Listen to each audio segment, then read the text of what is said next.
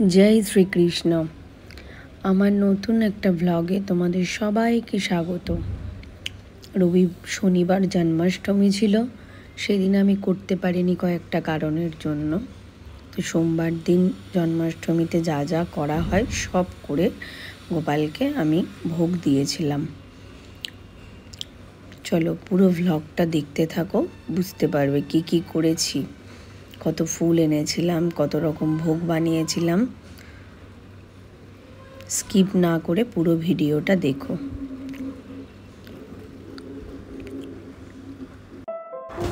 কত রকমের ফুল, জুঁই, 2 রকমের জারবেরা, 2 রকমের গোলাপ, গাঁদা ফুল, অনেক রকম ফুল সাজানোর জন্য আনিয়েছিলাম।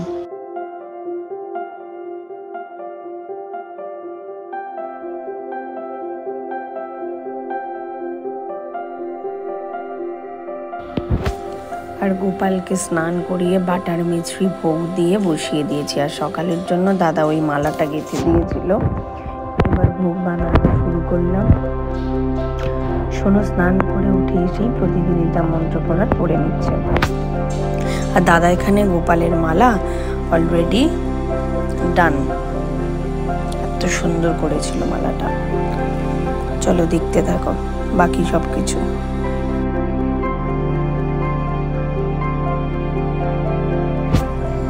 ক্ষীর তৈরি হয়ে গেল, 5 রকম ভাজাটা তৈরি করে নিচ্ছি।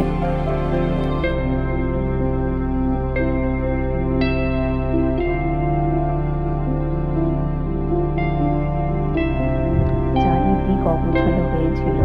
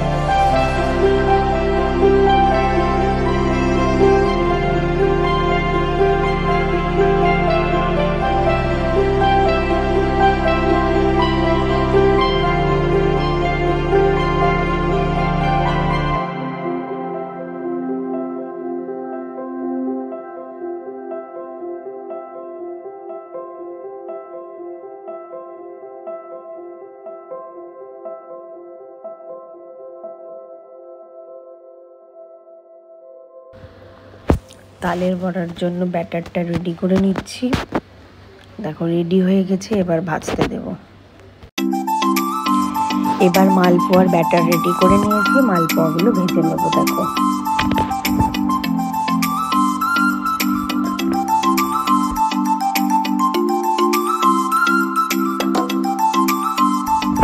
এবার ভেজে নেব 5 রকমের সবজি। আর এখানে ফুলকপি কেটে রেখেছি, আলুর দমের আলু ভাজা বসিয়ে দিয়েছি, বাঁধাকপি অলরেডি হয়ে গেছে। এইবারে পুজোর জোগাড় করছি। গোপালকে স্নান করানো হবে, অভিষেক করাবো। তার জন্য যা যা দরকার সব রেডি করে নিচ্ছিলাম। আর গোপালকে দেখো সাজিয়ে ওখানে বসিয়ে দিয়েছি। একটা তামার বড় পাত্র এবছর কিনেছিলাম গোপালকে স্নান করাবো বলে। দেখো কি কি হচ্ছে।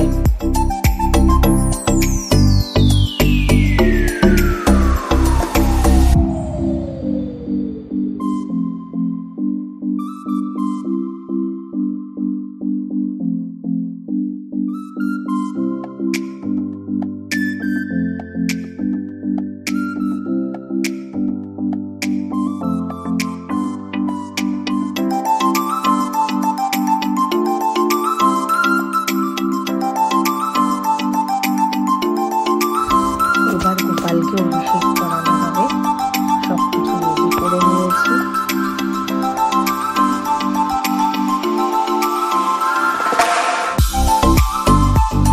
দেখো এখানে গোপালকে নতুন জামা পরিয়ে নতুন দোলনায় বসিয়ে রেডি করে দিয়েছি।